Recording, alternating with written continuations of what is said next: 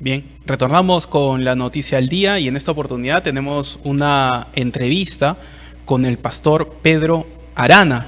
Él es teólogo y ha sido miembro de la Constituyente de 1979. Pastor Arana, muy buenos días. Muy buenos días, Manuel. Usted, tiene formación como ingeniero químico de la Universidad de San Marcos, estudió teología en Escocia y se involucró en política. No es raro que alguien del mundo evangélico en 1979 además se involucre en política. ¿Lo vieron en su momento a usted como un bicho raro, digamos? En cierta forma sí, pero lo que sucedió es que cuando estuve estudiando teología, mi tesis fue Providencia y Revolución, en el tiempo en que el marxismo era muy reconocido y tenía mucha presencia en todo el mundo. Entonces era el tiempo en que apareció también la teología de la liberación, ¿no? El padre Gutiérrez. Del padre Gutiérrez. Y la versión, vamos a decir, protestante, que mostraba nuestro interés social y político, se formó a través de la Fraternidad Teológica Latinoamericana, que surge también en esa fecha. Y fui uno de los iniciadores de esa fraternidad. Entonces, eso sucedió 10 años antes a que recibiera la invitación a través del doctor Ferreira García, que fue senador del Partido Aprista, y la invitación venía de Víctor Raúl Ayala Torre. Nada más y nada menos. Eso, quería tener un protestante dentro de la célula. Y evidentemente mi posición, hoy la llamaríamos en términos europeos, socialdemócrata. Correcto. Entonces no tenía por qué no aceptarla. Por supuesto. ¿No? Claro. Además de que Víctor Raúl había sido también profesor en el anglo peruano, Correcto. hoy San Andrés, y amigo personal de Juan Amacay, Claro. que fue el fundador del colegio. Sí, John Amacay. John Amacay. Entonces a ambos yo lo había leído siendo muchacho, estando en la universidad. Así que ese fue mi ingreso ese año a la política, ¿no? Mire, qué interesante. Pastor, y desde esa época hasta el día de hoy, el panorama político en el Perú ha sido bastante convulsionado. Bueno, en general en América Latina. ¿Qué reflexión le da esto? Bueno, la primera reflexión es que hemos venido año tras año asistiendo a una degradación, por usar alguna palabra bonita, de la vida política en el Perú. Y han desaparecido los políticos y los partidos políticos.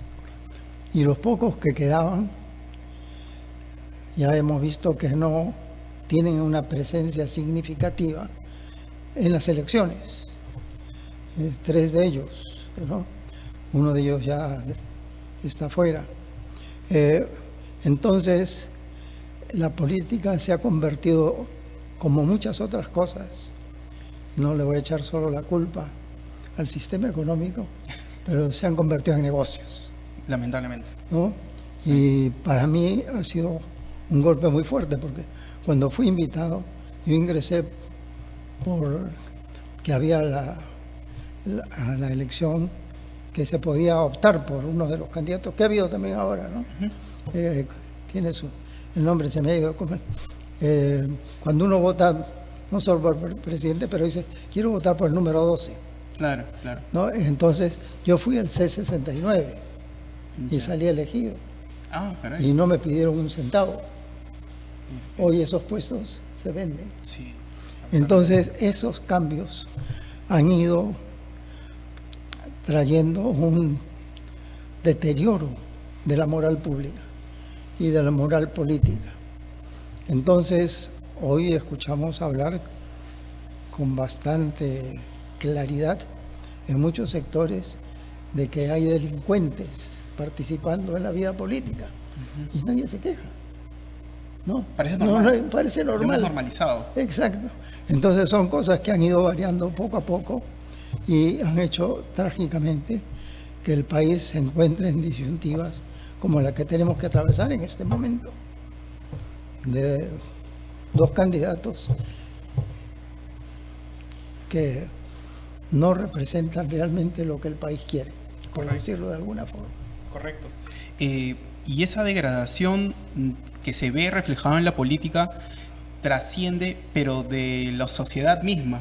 Me parece que nos hemos alejado de los temas espirituales, nos hemos alejado de una formación moral, ¿verdad? Ética. ¿Esto podría mejorar de alguna forma? Bueno, podría mejorar, pero hay que tomar varios factores en cuenta, ¿no? Mire, no es suficiente la religión, porque el país se considera un país cristiano. Y si fuese tal, entonces se entendería que los valores cristianos van a ocupar la mente y las actividades de los que nos llamamos cristianos. Correcto. ¿No? Sean católicos, protestantes, ortodoxos, que también tenemos en nuestro medio. Pero hay una ruptura entre lo religioso y lo moral, ¿no? Entre la fe y la ética. Entonces se puede ser perfectamente protestante y perfectamente mentiroso, lo cual es una desgracia. Correcto. Que no debía suceder ni debe suceder, pero tristemente sucede, porque se engaña a la gente. Y no parece que fuese tan grave, porque la mentira en el país, como diría Octavio Paz, en nuestro caso se encuentra hasta en la Constitución. De las cosas que están ahí nadie las cree. Sí, claro. Y ahora las pisotean. Entonces son más de 50 artículos y probablemente bastantes más que han sido cambiados de la Constitución del 93. Correcto. Entonces, ¿cuál es nuestra Constitución? ¿Quién sabe? Claro. Y eso nos tiene que traer otras cosas para pensar, porque este nuevo Senado que tenemos va a ser una dictadura, si es que no hay los contrapesos democráticos que se necesitan, ¿no? Entonces, claro, una cosa muy aventurada, pero me atrevo a decirlo, es que si hay conciencia política y pensando en el bien del país, se debería volver a la del 79, que es la última constitución democrática que hemos tenido, y hacer las actualizaciones correspondientes, porque esa sería la única manera de volver a que los poderes del Estado estén en equilibrio. Sí, correcto. Justamente el Senado que vamos a tener próximamente y la Cámara de Diputados, efectivamente en la nomenclatura es bicameral, pero no se parece a la bicameralidad de hace años anteriores. No, no es. ¿Nos podría, por favor, más o menos ilustrar sobre eso? Claro, es decir, mire, un Senado que va a tener la facultad de elegir a los principales presidentes o directores de las principales organizaciones que le dan, vamos a ser el sostén democrático al país, es una dictadura, ¿no? Y entonces, y ellos tienen la injerencia, han quitado todos los poderes al presidente. Entonces el presidente viene a ser casi un muñeco de lo que quieran los senadores, y no, como estamos viendo ahora, los eliminan, los sacan. Sí, sí. ¿No? Y yo creo que tenemos que tomar conciencia como peruanos que estamos entrando en un camino sumamente peligroso. No importa si es de derecha o de izquierda, llegar a tener una situación como la que tenemos y no hacer los cambios que se necesitan puede ser una tragedia mayor hacia el futuro. Hay algo que ha sucedido y sigue sucediendo, y es que, por ejemplo, la Constitución 79, 73 impedían que el Senado tomase decisiones económicas. Por ejemplo. ¿Y qué cosa es lo que ha hecho este Parlamento? Y es decir, han puesto en una situación bastante delicada lo que por más de 20 años, quizá 30 ahora, ha sido una fortaleza del país, el sistema económico. No, y se necesita, claro, ser demasiado ilusorio para pensar que nuestro sistema económico, como está en la Constitución del 93, sea perfecto, como algunos creen y se arrodillan dentro de esa perfección. porque hay cosas que sin duda, como cualquier cosa humana, es perfectible y debe ser cambiada. Pero ahí estamos, en una situación de que ¿qué voy a decir? La falta de prudencia de algunos que participan en política quieren aprobar todo y tirar, como dicen, a la criatura con el agua sucia del baño. Sí, es lamentable justamente eso.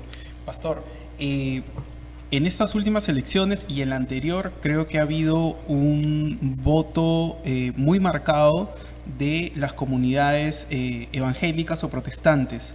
En su momento, también en los 90, se habló de que había sido decisivo para elegir a Alberto Fujimori también.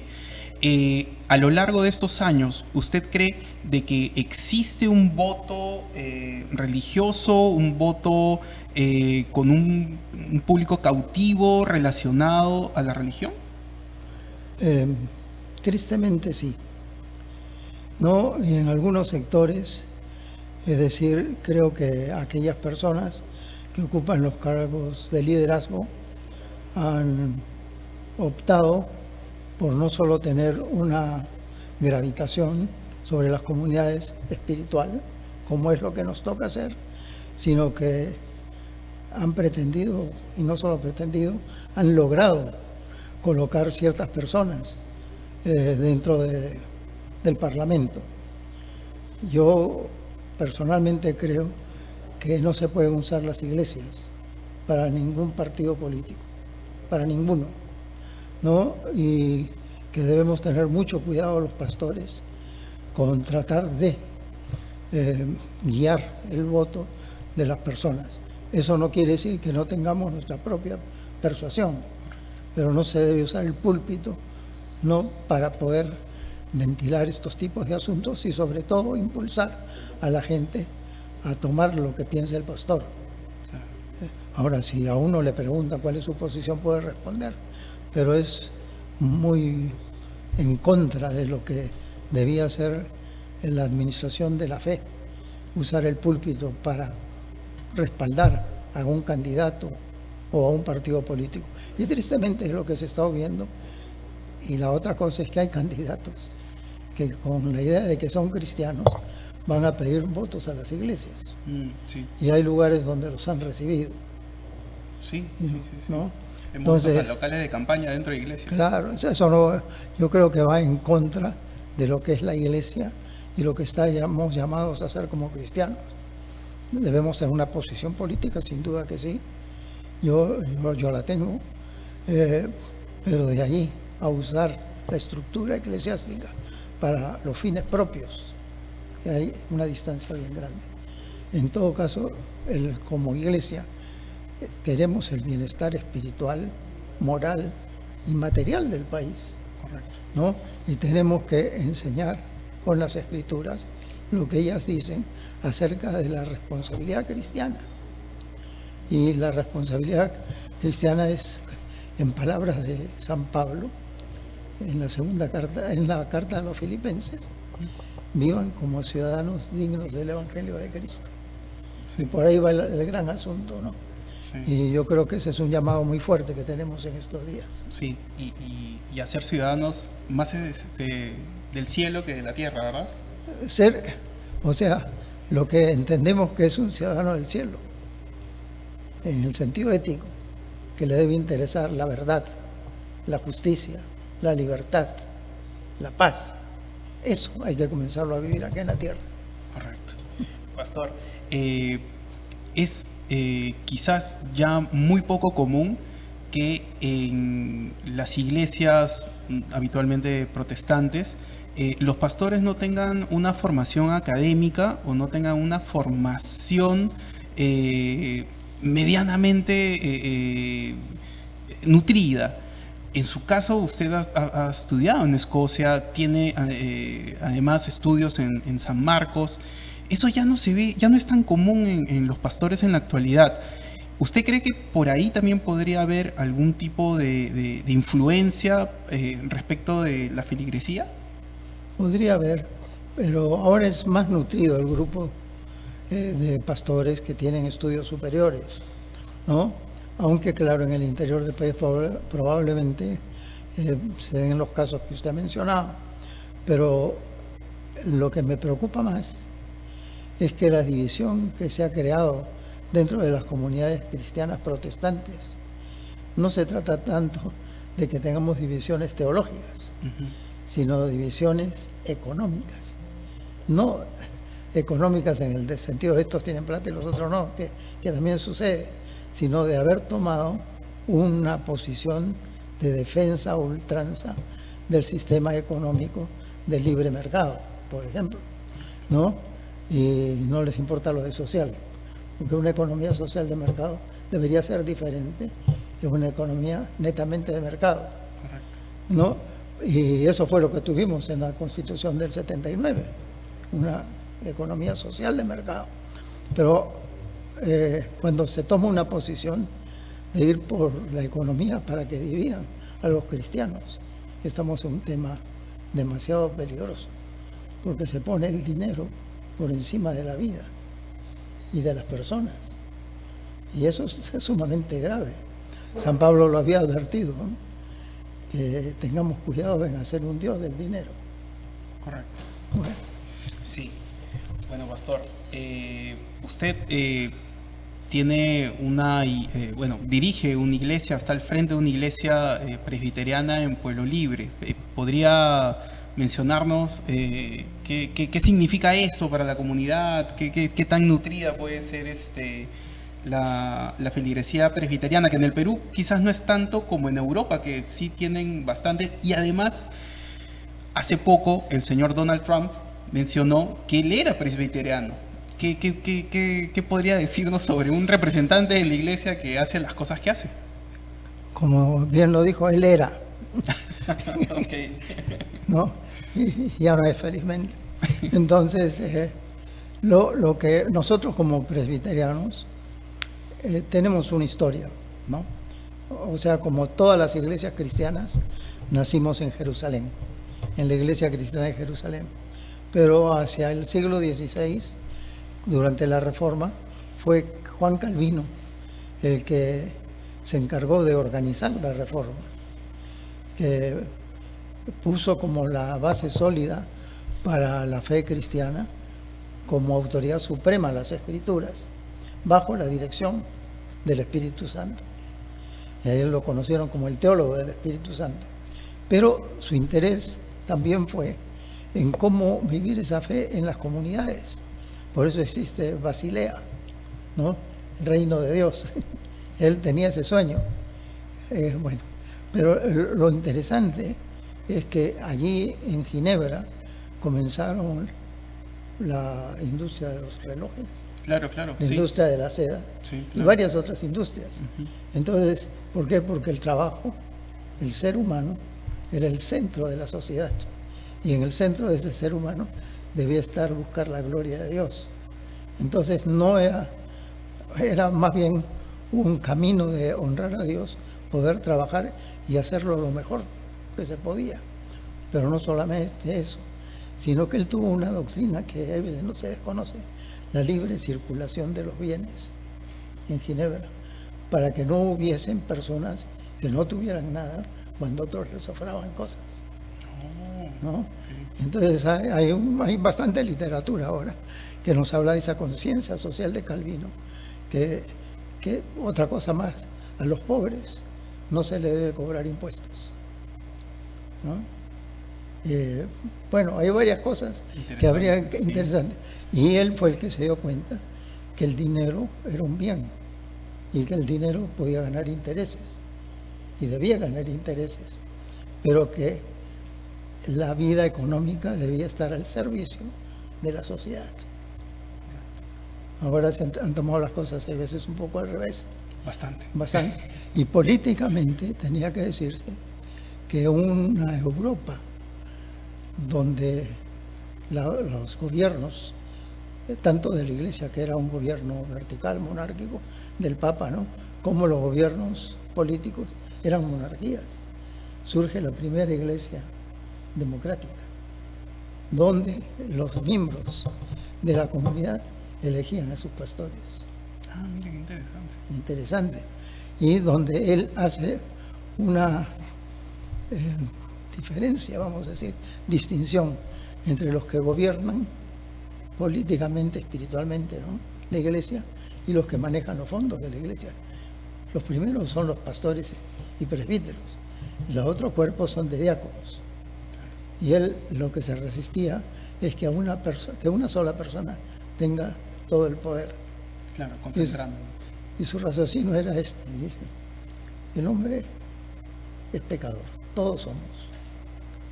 Yo también, ¿no? Todos. Sí. Qué peligroso es poner todo el poder en manos de un solo pecador, o en manos de 60, que es lo que nos puede pasar. Qué interesante, pastor, qué interesante. Yo, bueno, ya hemos llegado al final de la entrevista. Yo le agradezco mucho su presencia, pastor. Muchas gracias también. Le agradezco también por la molestia que se ha tomado. Yo sé que Eso ha sido grato. ha sido muy fácil Felizmente el tenemos traslado. amigos que cuidan todavía del pastor.